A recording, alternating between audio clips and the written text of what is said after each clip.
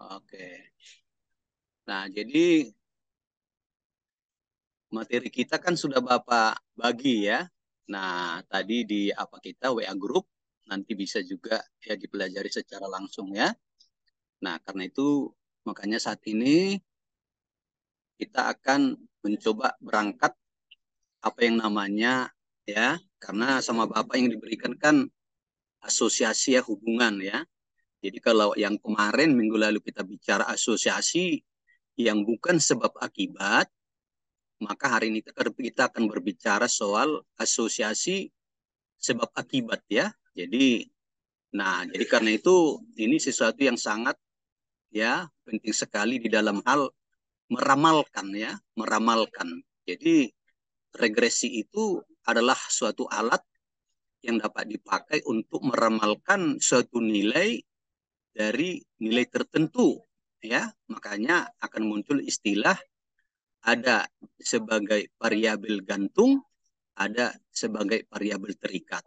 Nah, jadi karena itu dengan memahami nanti ini ya, penelitian-penelitian yang berkaitan dengan hubungan sebab akibat ya pasti saya kira kalian harus dimengerti ya dan terutama memaknainya. Dan nanti sesudah ini ya kita bicara sebentar regresi sederhana mengingatkan waktu di S1, baru kita lanjutkan nanti dengan regresi berganda. Tapi yang terpenting nanti minggu depan apa disebut dengan regresi bertahap, stepwise ya, itu yang penting sekali sehingga nanti kalau misalnya kalian meneliti ya berapa kontribusi faktor A, faktor B, faktor C terhadap hasil belajar, nah kalian bisa menentukan. Dan di antara faktor A, B, C, D, E, F, G, faktor mana yang paling menentukan terhadap hasil belajar. Dan karena itu makanya faktor itulah yang harus dikelola dalam proses belajar mengajar. Baik, kita lihat ya. Nah, bagian pertama.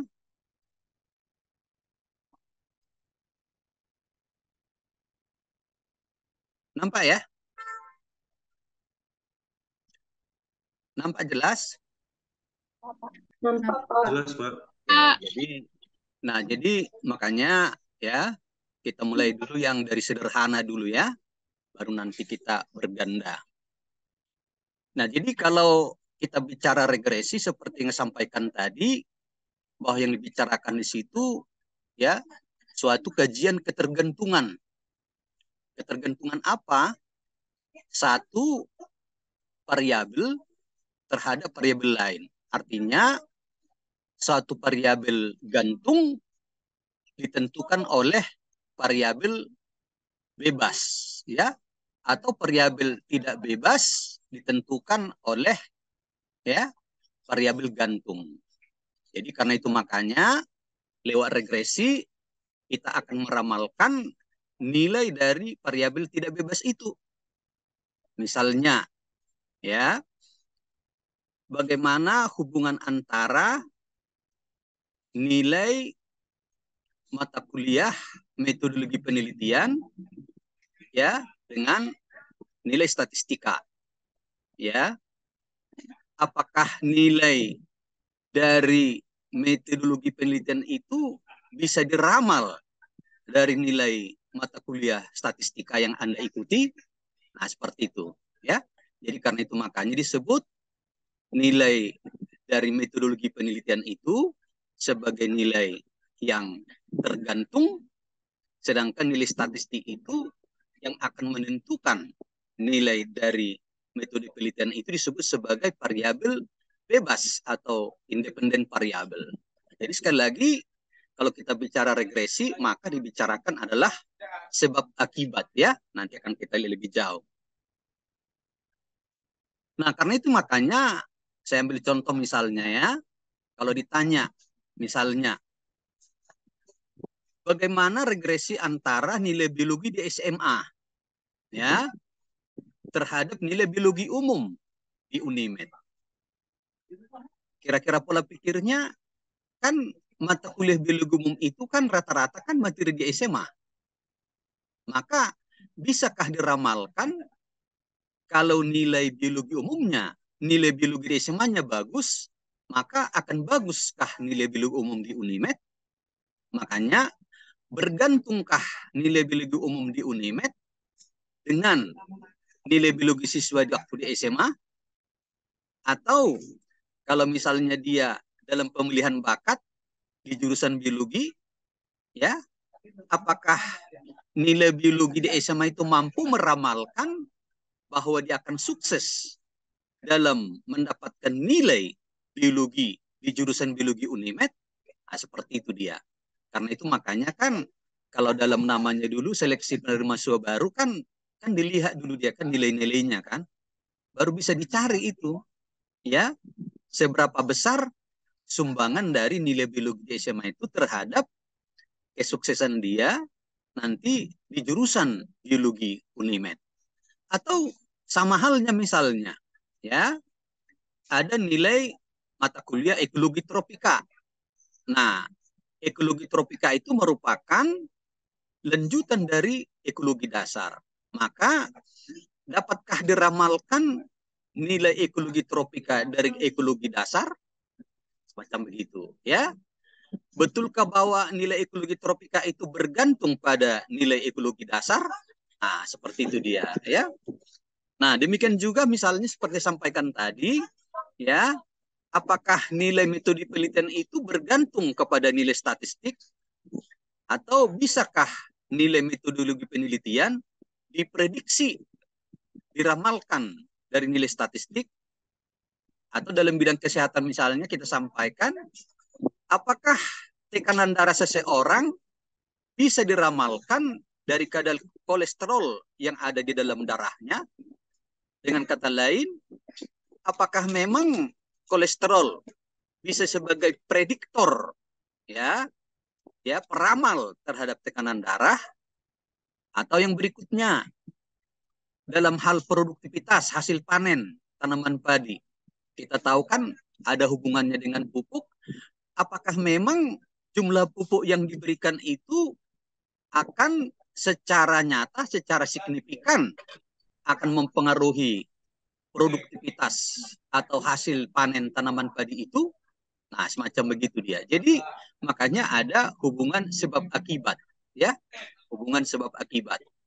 Nah, jadi karena itu makanya, ya, dengan pemahaman seperti ini, ya, makanya ya Anda akan bisa menganalisis, ya, nanti bagaimana hubungan itu terjadi dan bagaimana sumbangan dari variabel bebas itu terhadap variabel terikat. Nah, jadi karena itu makanya dalam bentuk persamaan modelnya, ya, sederhananya bahwa regresi sederhana itu dimodelkan dengan Y sama dengan A tambah B tambah X. Di mana disebutkan variabel Y ini, ya, nilainya akan diramalkan oleh variabel X, ya, variabel gantungnya ditambah dengan satu konstanta disebut sebagai A, ya. Nah, yang variabel X ini digunakan untuk meramalkan nilai Y. Nah, jadi makanya nilai X ini, variabel X ini disebut variabel peramal atau prediktor, ya. Nah, ya, jadi atau yang menerangkan, explanatory terhadap nilai Y. Tapi ditambah nanti ada suatu namanya nilai konstanta, ya. Nah, jadi sama tadi misalnya, kalau Y itu nilai biologi umum, ya, di Unimed, X itu nilai biologi di SMA. Nah, apakah nilai biologi di SMA ini mampu meramalkan nilai biologi umum di Unimed? Nah, ini dia, ya. Dan nanti akan dibicarakan berapa besar sumbangan dari nilai biologi yang ada di SMA itu, ya, terhadap penentuan nilai biologi umum yang ada di Unimed. Nah, jadi memang ya statistik asosiasi ini, regresi ini memang ya sangat-sangat aplikatif di dalam ya mengambil suatu kebijakan, ya, di dalam meramalkan sesuatu apa yang akan terjadi. Nah, ini istilah-istilahnya, ya. Nanti bisa dibaca sendiri yang jelas. Y itu adalah variabel gantungnya, X itu adalah variabel bebasnya. Nah, sekarang akan muncul istilah ada regresi linier, ada regresi non-linier. Maksudnya apa? Nah, kalau non-linier nanti kita lihat, ya. Nah, grafiknya itu bukan suatu grafik garis lurus, tapi berupa kurva. Ya, boleh terbuka atau terbalik. Ya, nampak itu dari nilai adanya di X ini bukan pangkat 1, tapi pangkat 2. Kalau yang namanya regresi linier, ya, regresi linier itu harus berupa ya garis lurus grafiknya dan dia berpangkat 1, ya. Nah, jadi makanya persamaannya contohnya Y sama dengan A tambah BX, ya, tambah dengan adanya errornya, ya. Nah, sementara di sini tadi yang non-linear itu Y sama dengan A tambah BX kuadrat tambah errornya atau disebut residunya. Jadi ini dia tadi bahwa berdasarkan derajatnya ada istilah regresi linier, non-linear. Sementara nanti berdasarkan banyaknya variabel bebasnya yang mempengaruhi variabel terikatnya, kalau hanya 1, maka muncullah tadi regresi linier sederhana. Kalau variabel bebasnya lebih dari 1, ya misalnya 2, 3, 4 dan seterusnya, maka disebut dia sebagai regresi berganda, ya. Nah, itu dia. Nah, kalau secara manual, saya kira kalau kita baca buku matematis, statistik, ya, pasti kita akan mengetahui kalau regresi linear sederhana itu Y sama dengan A tambah BX, di mana Y merupakan nilai yang diramalkan, seperti sebutkan tadi, A ini konstantanya, B ini koefisien regresinya, ya, X variabel bebasnya, dan epsilon ini ya bagian dari nilai residunya. Jadi karena itu kalau kita mau mencari, yang dicari nanti berapa nilai A konstanta dan berapa nilai B dari koefisien regresi. Rumusnya inilah dia. Kalau kita dulu secara manual, ya. Tapi sekarang kita kan ya tidak harus manual lagi, bisa kita gunakan ya perangkat-perangkat lunak seperti SPSS. Nah, sekarang persoalannya, kalau kita sibuk di dalam regresi, data apa yang harus perlu, ya, yang harus kita pahami, ya, lewat analisis regresi, data utama tentu paling tidak dalam rangka menuju kesimpulan, ya, kita harus paham yang dicari itu adalah bagaimana bentuk persamaan regresinya. Tentu dalam berbicara persamaan regresi, nanti kalau ada Y sama dengan A tambah BX, berapa nilai A-nya, berapa nilai B-nya. Baru kalau kita ingin meramalkan, Y disebut Y tau, ya, Y tau, ya, artinya nilai prediksi dari Y itu. Nah, dengan menggunakan persamaan tadi. Kemudian terpenting, nah, bagaimana koefisien determinasinya, nilai R kuadratnya.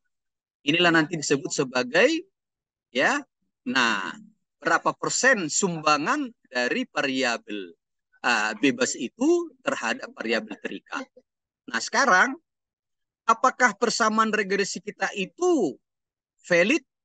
Ya, maka kita harus namanya melakukan ya pada yang sederhana, kita melakukan uji linearitas dengan melihat nilai F hitungnya nanti dari tabel ANAVA. Kemudian apakah koefisien regresinya itu signifikan, ya, atau nilai R-nya signifikan?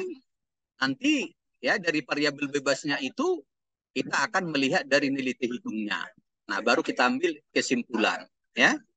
Nah, misalnya ya, kasuslah seperti yang sampaikan tadi.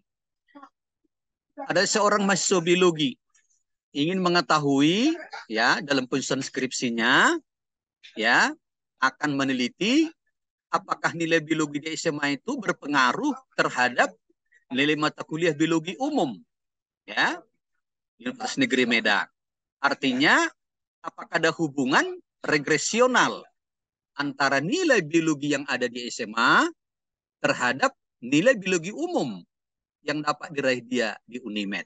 Nah, misalnya ya dalam contoh ini kita ambil misalnya ada 8 sampelnya ya.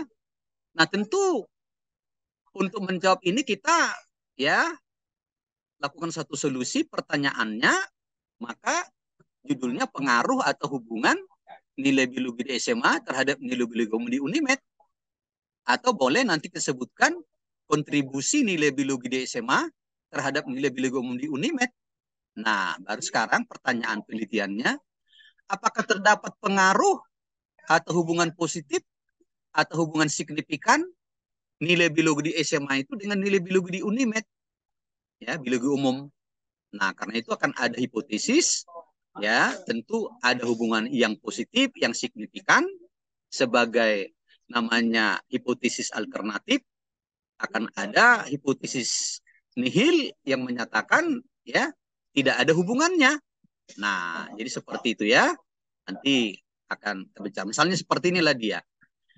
8 orang ya mahasiswa diambil datanya, inilah biologi SMA-nya. Sedangkan setelah kuliah dia di UNIMED semester pertama ada mata kuliah biologi umum, inilah yang diraihnya. Maka sekarang bisakah diramalkan nilai biologi umum ini dari biologi SMA? Ini persoalannya. Ya. Signifikankah hubungannya? Ya. Nah, bagaimana sumbangan dari biologi SMA ini terhadap biologi umum? Ini yang dijawab lewat namanya analisis hubungan regresi. Nah, jadi sekali lagi analisis datanya tadi bersama regresinya kita dapatkan berapa nilai A-nya, berapa nilai BX-nya, nilai prediksinya Y-nya kita cari, koefisien determinannya, nilai F hitungnya, nilai T hitungnya, baru kita bicara soal kesimpulan. Apakah ada hubungan positif, hubungan yang signifikan ya dari nilai biologi yang ada di SMA itu terhadap nilai biologi umum yang ada di UNIMED. Ini masih satu untuk variabel bebas ya. Nah, inilah. Nah, kalau kita pakai SPSS misalnya, tentu saja maka akan ada ya ringkasan hasilnya. Nah, yang pertama nanti akan muncul di sana akan ada nilai R. Nah, inilah nilai regresinya. Ya, nilai regresinya. Nah, sekarang nilai regresinya ini kita akan melihat bahwa hubungan ya nilai biologi yang ada di SMA itu dengan nilai biologi umum yang ada di UNIMED itu sebesar 0,86. Maka terdapat hubungan yang positif. Karena kita ketahui nilai R itu kan berkisar sampai positif 1. Nah, itu dia. Ya, jadi ada hubungan yang positif, ada regresional yang positif. Nah, kemudian kita akan melihat di sini akan ada nilai R kuadrat. Nah, ini dia. Ya, nilai R kuadrat ini. Nah, tentu sekarang persoalannya kalau kita bicara nilai R kuadratnya ini, ya, sekarang misalnya kita lihat di sini, ya. Nah, ini dia, ya. Nah, ini artinya dia ada 0,74. Artinya itu kalau dikali 100%, maka ada 74,50% nilai koefisien determinasinya. Maksudnya apa? Bahwa sebanyak 74,50% ya nilai biologi yang ada di SMA itu akan berkontribusi terhadap penentuan dari nilai biologi umum yang ada di UNIMED. Jadi besar sumbangannya, hampir 75%. Nah, karena itu makanya ya tentu bisa kita sebutkan nanti bahwa nilai biologi yang ada di SMA itu bisa meramalkan berapa nilai biologi umum yang akan diperoleh di UNIMED. Dan itu sampai dia bisa penetapannya itu 74 ya, 5%. Nah, tentu di luarnya ini sisanya ini itu faktor lain. Nah, di sini ada adjusted R square karena ini masih kita hanya satu variabel, ini tidak perlu kita perhatikan. Nanti baru variabel kita kalau dia regresi berganda, nilai ini yang menjadi pusat perhatian, ya. Nah, sekarang kalau kita bicara bagaimana bentuk persamaan regresinya, makanya kita lihat dari sini, kita lihat nanti dia, ini intercept ini sebagai satu koefisien, inilah nilai A, kita lihat di sini dia 40,08, inilah nilai X-nya, ya, koefisien, ya regresinya 1,497. Maka lewat summary output ini kita sekarang mendapatkan persamaan regresinya Y sama dengan 40,082 ditambah 1,497. Nah, inilah dia persamaan regresinya. Jadi artinya sekarang kalau kita mau meramalkan, kalau 30 nilai biologi di SMA, maka berapakah nilai biologi umum di Unimed? Tinggal kita masukkan di sini X30, 1,4 kali 30 tambah ini, dapatlah di sini. Nah, itu dia maksudnya. Nah, sekarang kalau kita lihat sekarang, misalnya, apakah signifikan, ya? Nah, pengaruh dari, ya, nilai biologi yang ada di SM itu terhadap, ya, nah, nilai biologi umum yang ada di Unimed. Nah, bisa kita lihat juga dari beberapa faktor, ya. Nah, ini dari nilai F hitungnya kita lihat probabilitasnya ini di bawah 0,01 malahan. Maka artinya secara sangat berarti, ya, bahwa nilai biologi yang ada di SMA itu berpengaruh terhadap nilai biologi umum yang ada di Unimed. Ya, karena pasti ini F hitungnya lebih besar dari F tabel kalau sistem lama. Tapi kalau kita pakai artinya semacam SPSS, kita lihat dari nilai probabilitas. Jadi ini kalau kita uji pada P005, maka ini lebih kecil dari 005, malahan lebih kecil dari 001. Makanya kalau masih sanggup 001, kita katakan sangat signifikan. Kalau hanya misalnya dia, ya, di bawah 0,05, maka namanya adalah, ya, nah, kita katakan dia, ya, signifikan. Nah, sekarang bagaimana pengaruh dari variabel nilai biologi yang ada di SMA terhadap nilai biologi umum? Kita lihat dari nilai T di sini, ya. Nilai T di sini kita lihat juga, ya. Maka di sini T hitungnya ada 4167. Lihat, probabilitasnya juga 0,006. Artinya P ubah bebas, yakni yang kita sebut tadi nilai biologi yang ada di SMA itu, ya, itu secara signifikan, ya, berpengaruh terhadap nilai biologi umum. Nah, itu dia, ya. Jadi itu poin-poinnya, dan karena itu nanti berdasarkan nilai ANOVA ini disebut nanti kita bisa namanya uji linearitas, ya, uji linearitas. Ya, apakah model ini linier dalam meramalkan nilai biologi umum yang ada di Unimed? Maka nilai ANOVA ini akan menyatakan linearitasnya. Kalau P-nya di bawah 0,05, maka namanya itu adalah linier.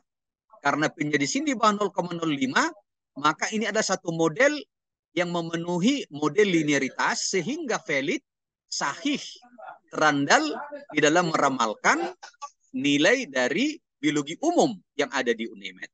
Nah, jadi karena itu makanya kalau kita di dalam mendapatkan suatu persamaan regresi yang kita dapat itu harus kita uji modelnya.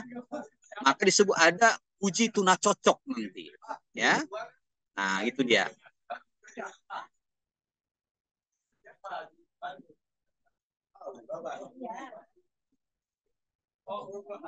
Nah, ya.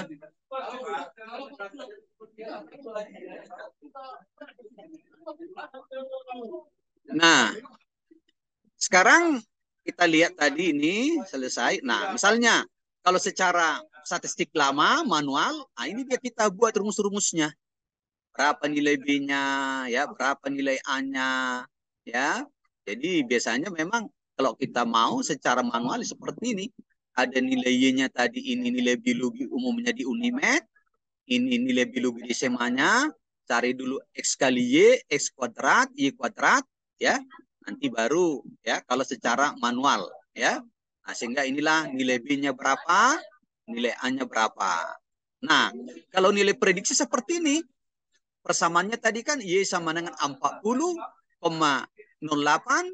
tambah 1,497 kali 20. Jadi seperti itu terus dia. Maka kalau nilai biologi di SMA itu 20, maka yang ditaksir, yang diprediksi nilai biologinya dia di Unimed itu 70. Kalau nilai biologinya 34, contohnya ini, maka nilai biologi umumnya di Unimed 90,98. Begitu seterusnya. Ya. Maka disebut nilai prediksi. Inilah tadi nilai YTAU. Ya, YTAU. Nah, kalau pernah kalian dengar ya. Nah, sekarang kalau misalnya kita tadi sudah koefisien determinasi, tadi kan kita sistem manual lama beginilah dia, ya, cara mendapatkannya. Makanya tadi 0,74 yang berarti tadi 74,30% nilai biologi yang ada di Unimed itu ditentukan oleh nilai biologi yang ada di SMA. Ya. Nah, itu dia. Jadi kalau adjusted yang disesuaikan karena ini masih ya variabel satunya satu variabel, ini masih regresi linear sederhana, kita tak usah mendapat perhatian di dalam koefisien determinasi yang disesuaikan ya. Oke, nah ini tadi uji F-nya ya. Inilah yang sebutkan tadi lewat uji F, lewat nilai ANAPA ya, kita bisa melihat bahwa apakah model kita itu baik atau tidak. Maka disebut good of fit. Inilah tadi disebutkan uji tuna cocok. Ya, kalau nilai F hitungnya lebih besar dari F tabelnya, maka modelnya itu disebut model yang linear, maka memenuhi linearitas. Ya, nilai linearitas.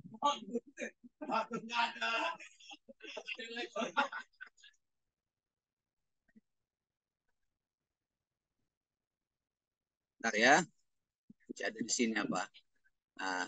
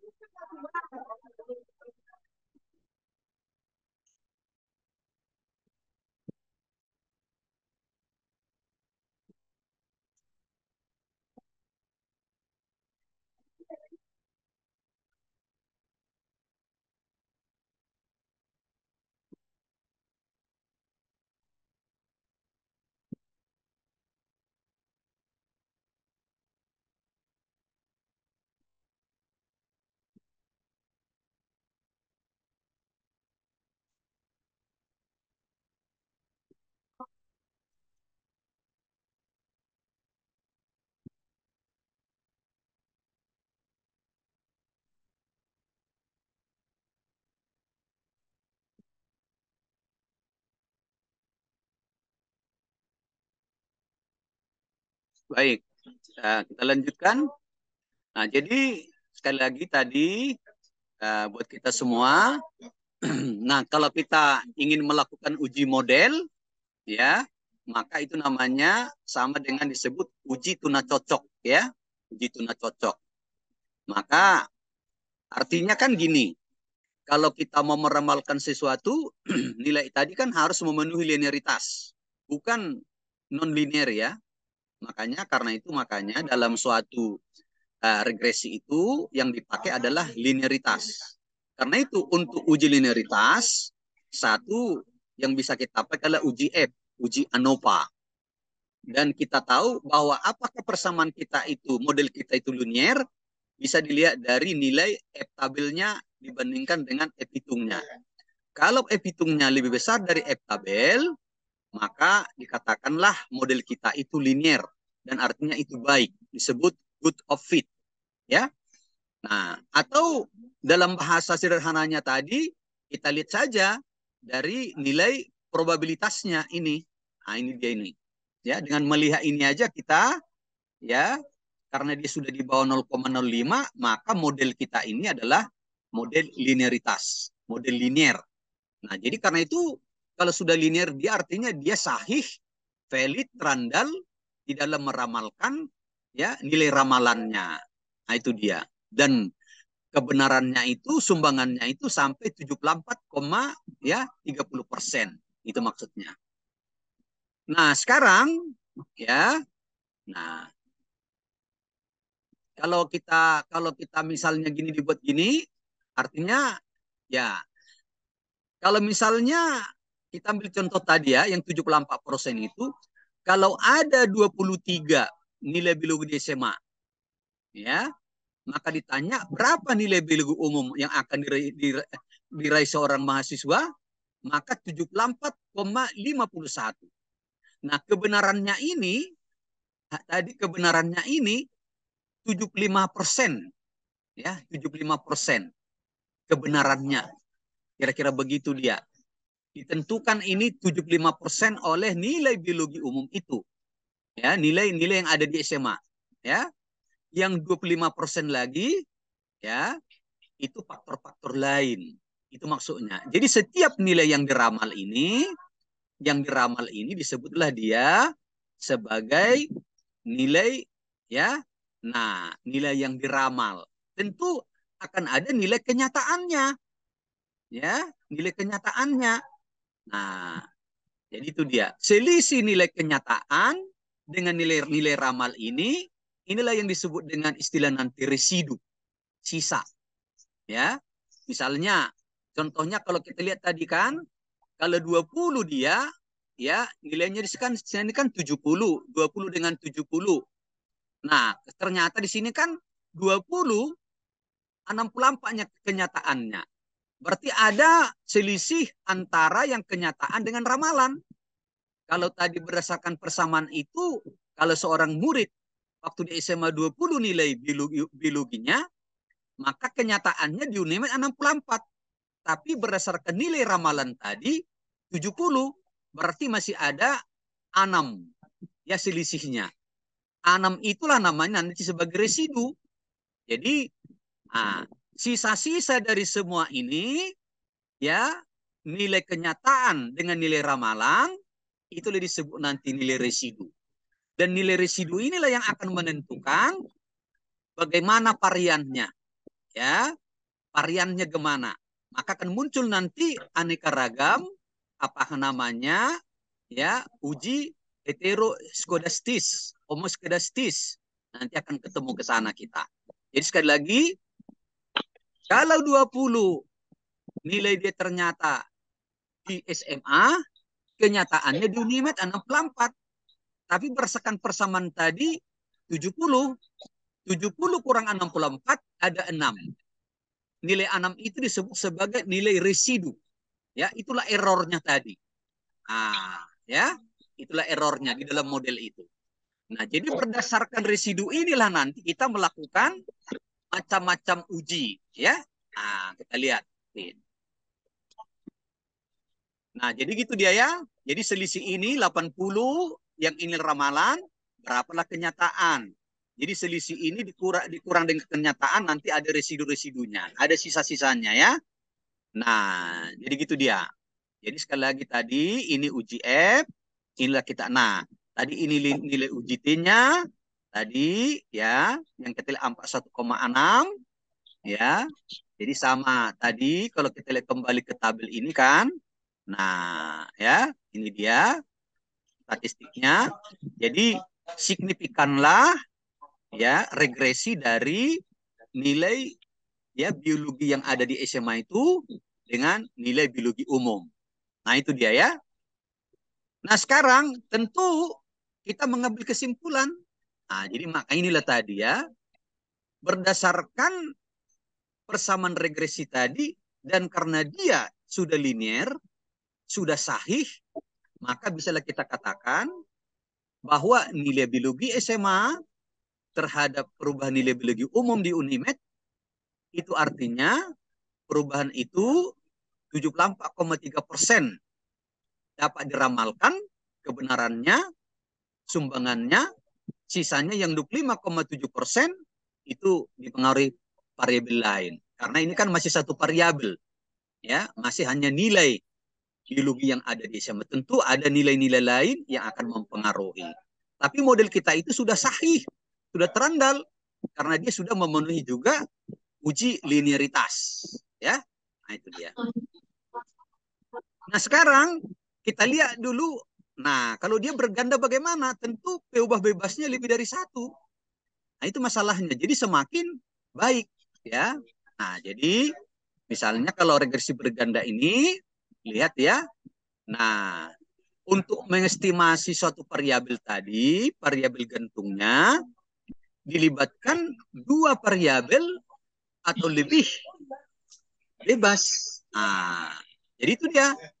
Jadi kalau misalnya seperti tadi, untuk meramalkan nilai biologi umum yang ada di Unimed, tidak lagi hanya biologi di SMA. Nah, bisa saja misalnya ya tingkat pendidikan orang tua. Bisa saja misalnya jarak rumah dia ke kampus Unimed. Bisa saja misalnya dia ya beasiswa dia tiap bulan yang dapat diterima. Kan itu semua akan mempengaruhi itu.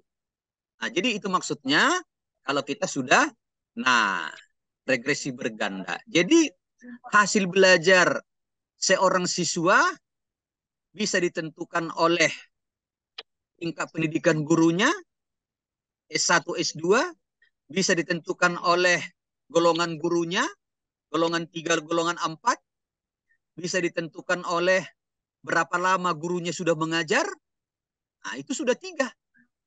Nah, jadi aneka ragam faktor variabel yang akan mempengaruhi hanya ya hasil belajar seorang siswa biologi misalnya dia ya, boleh misalnya dia biologi kelas 12 ya. Nah, itu maksudnya. Jadi karena itu makanya ya dalam penelitian ya analisis regresi berganda ini banyak dipakai ya. Nah, karena itu makanya modelnya lihat Y sebagai variabel gantung ditentukan oleh suatu nilai konstanta si A, baru oleh variabel-variabel ya. Nah, variabel-variabel bebas yang lain, misalnya B1 X1 tambah B2 X2 ini tambah B3 X3 tambah BN XN. Jadi bisa ini sampai 10, bisa sampai 20. Nah, jadi itu bisa diolah, bisa dianalisis dengan analisis regresi berganda. Sehingga nanti dari 10 variabel bebasnya ini, variabel mana yang paling berpengaruh terhadap si Y? Atau bagaimana sumbangannya ini secara bersama-sama terhadap ya variabel si Y? Nah, itu dia. Ya. Nah, misalnya contohnya ya, regresi berganda kita ambil misalnya di sini, hasil belajar siswa ya sebagai Y bisa ditentukan oleh variabel jumlah belajarnya di rumah, tingkat pendidikan orang tua, tingkat pendidikan guru sudah 3, X1 X-nya. Y hasil belajar, X1 jumlah belajar di rumah, X2 tingkat pendidikan orang tua, X3 pendidikan guru. Nah, Atau boleh, nah bagaimana ya hubungan kegiatan laboratorium dan lapangan terhadap keterampilan proses sains. Nilai keterampilan proses sains sebagai Y ditentukan oleh nilai kegiatan laboratorium dan nilai kegiatan di lapangan. Masih dua dia. Ya. Nah, jadi terserah sekarang kita mau apa. Nah, karena itu modelnya sekali lagi A tambah B1X1 tambah B2X2 sampai dengan BKXN ya. Nah, kalau secara manual ya beginilah dia. Harus mencari-carinya. Cari B1, cari B2, cari B0 atau A-nya ya. Nah, makanya kalau masa-masa dulu ya kalau dia 2 aja variabelnya sudah seminggu dia bekerja mendapatkan itu. Menghitung sana, menghitung sini ya. Tapi dengan adanya perangkat komputer sekali masukkan data SPSS ya udah dalam 1 jam selesai. Nah, itu dia. Nah, apa yang perlu? Data apa yang perlu kalau seperti pada ya sederhana sama. Cuma di sini kan yang perlu kita tekankan ya sama tadi kan. Dapatkan persamaan regresi gandanya, dapatkan nilai R-nya. Nah, tentu nilai A-nya berapa?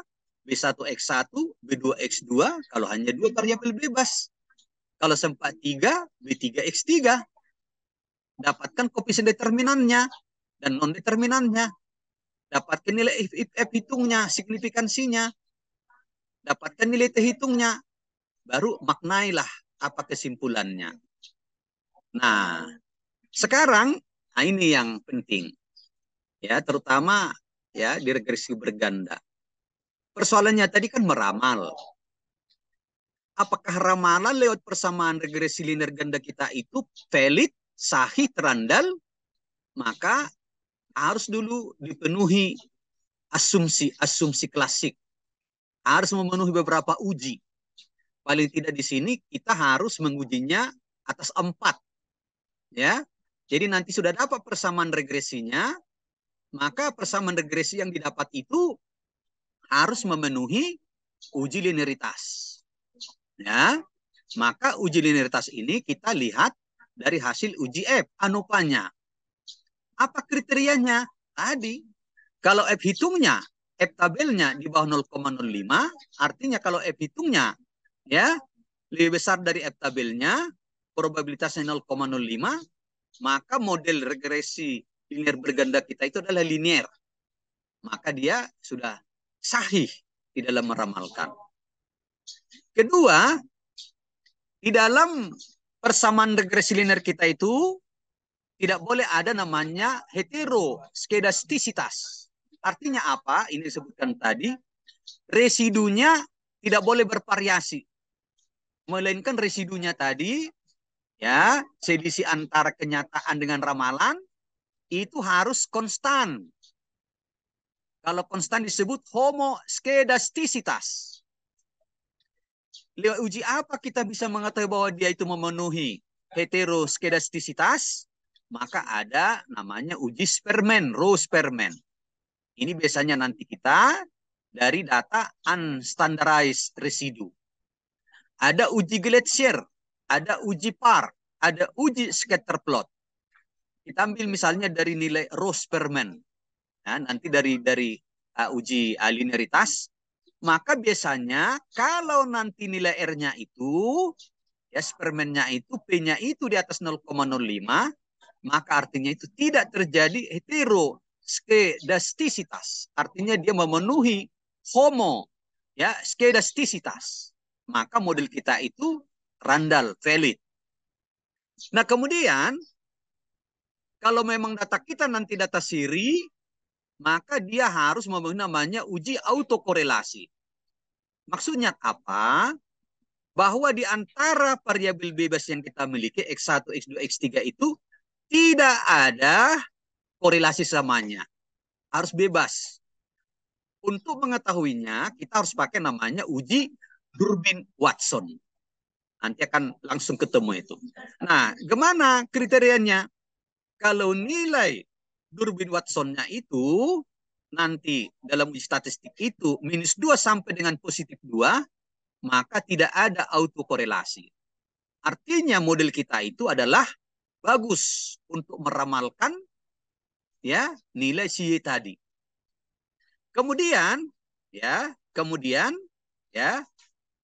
harus tidak ada namanya multikolinearitas antar variabel bebas. Jadi antar X1, X2, X3 tidak terjadi kolinearitas. Dari mana kita tahu bahwa tidak ada kolinearitas? Maka kita dapatkan nanti melakukan uji toleransi atau kita dapatkan nilai variance inflation factors. Sekarang, kapan dikatakan tidak terjadi multikolinearitas? Jika nilai toleransinya itu lebih besar dari 0,01. Atau jika nilai variance inflation factors itu di bawah 10. Nah, jadi nanti ini harus dipenuhi. Jadi kita tidak sekedar hanya udah dapat ya persamaan regresi linear berganda, tapi harus kita dapat menjelaskan terandalkah regresi linear berganda yang kita peroleh itu atau tidak. Maka kita harus menjelaskan bahwa ini terandal karena telah memenuhi linearitas, memenuhi heteroskedastisitas, memenuhi autokorelasi, dan memenuhi multikolinearitas. Jadi yang 4 ini dia harus paling tidak kita kemukakan sehingga model yang kita dapatkan itu adalah model-model yang betul valid, ya, sahih, ya, terandal di dalam meramalkan nilai Y dari variabel X, X1, X2, X3. Nah, gitu dia. Nah, jadi tadi kita sebut ada uji tuna cocok. Ini uji linearitas, ya. Jadi makanya ketepatan model itu namanya goodness of fit. Ya, jadi kriterianya tadi sudah ya. Kalau F itunya F tabelnya lebih besar, maka atau probabilitasnya di bawah 0,05, maka model kita itu adalah fit, baik. Kalau dia F hitungnya ya lebih kecil F tabelnya, P-nya besar dari 0,05, maka namanya model kita itu jelek, ya, tidak baik. Artinya tidak berlaku di dalam meramalkan ya nilai Y oleh variabel X. Nah, itu dia. Nah, misalnya inilah, ambil contoh 1. Nah, kita tahu bahwa produksi padi ditentukan oleh ya pupuk yang diberikan. Khusus untuk pupuk fosfor tidak perlu banyak, hanya sedikit. Sementara pupuk nitrogen boleh banyak. Inilah data dari Anam percobaan, ya, bahwa kenyataannya kalau dia produksi padi per hektar itu 100 ton, maka diberilah dia fosfornya 1, diberilah nitrogennya 1 kilogram, 200 kilogram per hektar. Inilah kenyataannya. Tentu nanti dari persamaan regresi akan kita dapatkan ramalannya. Selisih ramalan dengan kenyataan ini ya akan ada residunya di sini, ada residunya di sini, ada residunya di sini, ada residu, maka itulah disebut nanti sebagai varian. Ya. Nah, sekarang bagaimana ya secara analisis regresi berganda ya hubungan dari pupuk ini, kedua pupuk ini terhadap produksi padi? Bisakah kita ramalkan dan model yang kita dapatkan itu terandal? Maka ya inilah tadi yang kita sebutkan. Kalau seandainya misalnya ya ini hasilnya, lihat, maka nampaklah mulai R-nya 0,98.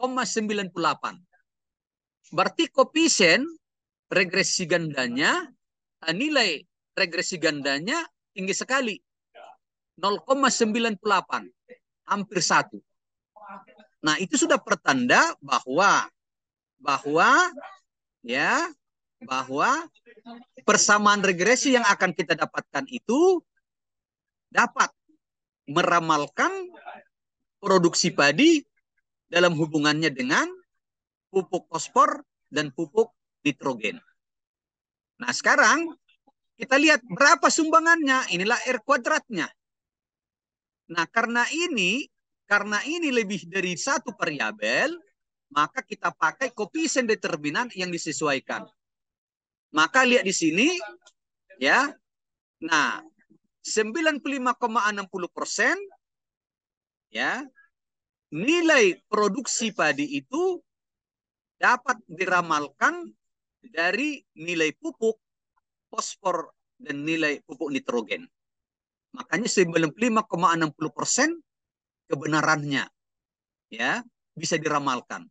Berarti yang hanya 3,4%, ya, itu di luar, ya, kedua pupuk ini. Itulah artinya persamaan ini sekarang. Jadi persamaan ini, ya, inilah persamaan Y sama dengan 6,39 tambah 20, ini didapat dari mana? Makanya kita lihat dari sini, ya, lihat, maka akan ada nanti konstantanya, ya, ini sebagai A-nya, ini untuk X1-nya B X1, ini B X2, ya. Nah, ini dia hubungannya supaya kita tahu bagaimana dari mana kita mendapatkannya ini. Nah, jadi karena itu sekarang makanya berdasarkan data ini muncullah bahwa Y sama dengan 6,39 tambah 20,49 tambah 0,28. Nah, sekarang makanya kalau kita misalnya memprediksi berapa produksi padi akibat satu misalnya kita sebutkanlah 1 kilogram pupuk fosfor, 20 kilogram pupuk nitrogen, kita masukkan aja ke sini, kalikan, berarti Y sama 6,39 tambah 20,9 kali 1 tambah 0,28 kali 20. Maka akan dapatlah angka-angkanya. Nah, sekarang tentu kita akan melihat signifikankah koefisien dari regresi itu. Lihat di sini juga. Untuk X1, untuk pupuk fosfor, lihat dia itu T-nya 3,48. Signifikansinya 0,04. Masih lebih kecil dari 0,05. Maka dia signifikan. Ya. Nah, bagaimana dengan nitrogennya? Lihat. Dengan terhitungnya 4,089, signifikansinya 0,02, di bawah masih 0,05. Maka dia signifikan. Nah, sekarang, apakah model yang kita miliki ini bisa meramalkan? Maka lakukan uji linearitas. Nah, nilai linearitas ini dapat dilihat dari ANOVA. Artinya di sini karena signifikansinya 0,004 di bawah dari 0,01. Maka model yang kita pakai ini, yang dapat ini adalah model yang sudah linier. Berarti sekarang dia sudah sahih, terandal. Maka disebut ini sebagai persamaan regresi berganda yang linier, yang sudah sahih memenuhi uji linearitas. Ya. Nah, itu dia. Nah, maka tadi ada uji autokorelasi. Nah, misalnya tadi kan lihat kan, kalau dari sini kita lihat tadi, ya, cuma data kita kan sebenarnya kan bukan data series. Tapi kalau dilihat dari sini, bahwa tadi kalau kita mau melihat uji autokorelasi, maka kalau dia masih sekitar 2 nilai PW-nya, Durbin Watson-nya, maka ya sesungguhnya menunjukkan tidak ada autokorelasi. Ya. Nah, sekarang uji yang namanya multikolinearitas. Nah, inilah tadi kita sebutkan, ya, satu syaratnya kan dari nilai toleransi, ya. Kalau nilai toleransinya lebih besar dari 0,01, maka dikatakan tadi tidak ada multikolinearitas. Berarti di sini dia kan nilainya lihat, ya, 0,4, ya, lebih besar dari, ya, 0,01, ya. Atau dari segi lihat dari variance inflation factor-nya tadi di bawah 10, ini 2,2. Maka artinya X1, X2 itu tidak ada, tidak menunjukkan adanya multikolinearitas. Jadi karena itu makanya persamaan regresi ganda yang kita dapatkan sudah betul-betul dia ya regresi berganda model yang sudah terandal, telah memenuhi aspek linearitas, multikoliniaritas, bahkan autokorelasi. Ya, jadi 3 sudah dipenuhi. Mungkin nanti heteroskedastasnya harus kita olah secara khusus lagi dari Rosperman-nya. Nah, jadi begitu caranya kita ya dalam memahami suatu regresi berganda ya. Nah, jadi hanya dikembangkan tadi dari regresi linear sederhana. Makanya sekarang kita lihat kalau ininya dengan model ini ya, maka kita sekali lagi menyatakan dari uji linearitas memenuhi, multi kolinitas memenuhi, bahkan auto korelasi memenuhi. Bahkan nilai ya koefisien determinannya juga tinggi, bahkan nilai R-nya juga sangat tinggi, mendekati 1, bahkan pengaruh dari setiap variabel juga signifikan, ya, maka ini sudah jadi satu model regresi berganda yang baik. Nah, jadi karena itu sekali lagi, ya, maka di dalam memahami pengaruh dari variabel independen tadi, pupuk fosfor dan pupuk nitrogen terhadap produksi padi, maka bisalah kita katakan ya dari R kuadrat, masih R kuadrat, nanti lebih teliti dengan R yang disesuaikan ya bahwa ya 97,40% produksi padi akibat pengaruh pupuk fosfor dan pupuk nitrogen ya dapat diramalkan lewat model itu ya kebenarannya sumbangannya hampir 97,40. Yang 2,60% di luar faktor pupuk fosfor dan pupuk nitrogen. Nah, jadi itulah kesimpulannya ya, kesimpulannya tentu sekali lagi bahwa lewat model regresi yang ditemukan tadi ya, maka dapatlah kita ramalkan berapa ya produksi padi yang bisa dihasilkan jika diberi pupuk fosfor sekian kilogram per hektar, diberi pupuk nitrogen sekian kilogram per hektar, dan yang diramalkannya itu tadi hampir kebenarannya itu bisa 97,40%, sangat tinggi. Jadi hampir 98%, akan menyimpang hanya 2%. Ya. Nah, itu maksudnya. Nah, demikian paling tidak pemahaman kita ya di dalam memahami regresi berganda ya. Ini masih simultan ya. Nah, belum parsial. Nanti minggu depan kita lihat sumbangan dari masing-masing ya. Nah, variabel bebas tadi ya terhadap nah produksi ya. Nah, padi tadi. Nah, demikian yang bisa saya sampaikan. Terima kasih. Kalau ada pertanyaan, silahkan. Nah,